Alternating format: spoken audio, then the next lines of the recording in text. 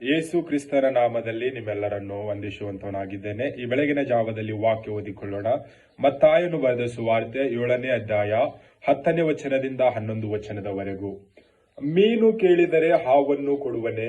ಹಾಗಾದರೆ ಕೆಟ್ಟವರಾದ ನೀವು ನಿಮ್ಮ ಮಕ್ಕಳಿಗೆ ಒಳ್ಳೆಯ ಪದಾರ್ಥಗಳನ್ನು ಕೊಡಬಲ್ಲವರಾದರೆ ಪರಲೋಕದಲ್ಲಿರುವ ನಿಮ್ಮ ತಂದೆಯು ತನ್ನನ್ನು ಬೇಡಿಕೊಳ್ಳುವವರಿಗೆ ಎಷ್ಟು ಹೆಚ್ಚಾಗಿ ಒಳ್ಳೆಯ ವರಗಳನ್ನು ಕೊಡುವನಲ್ಲವೇ.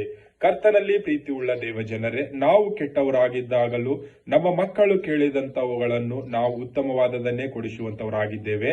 ಈ ಒಂದು ಸಮಯದಲ್ಲಿ ಪರಲೋಕದಲ್ಲಿರುವ ತಂದೆ, ನಮ್ಮ ಸೃಷ್ಟಿಕರ್ತನಾದ ತಂದೆ, ನಾವು ಆತನ ಬಳಿಯಲ್ಲಿ ಬೇಡುವಾಗ ನಮಗೆ ಉತ್ತಮವಾದದನ್ನು ಕೊಡುವಂತವನಾಗಿದ್ದಾನೆ. ನಾವು ಈ ಒಂದು ದಿನದಲ್ಲಿ ಲೋಕದವರ ಬಳಿಯಲ್ಲಿ ಕೇಳ್ತಾ ಇದ್ದೇವಾ, ಪರಲೋಕದಲ್ಲಿರುವ ತಂದೆ ಬಳಿಯಲ್ಲಿ ಕೇಳ್ತಾ ಇದ್ದೇವಾ? ನಮ್ಮನ್ನೇ ನಾವು ಪರೀಕ್ಷೆ ಮಾಡಿ ನೋಡಿಕೊಳ್ಳೋಣ. ಕರ್ತನ ಈ ವಾಕ್ಯ ಆತ್ಮೀಯ ಬಕ್ಕಾಗಿ ಆಶೀರ್ವದಿಸಲಿ. ಆಮೆನ್.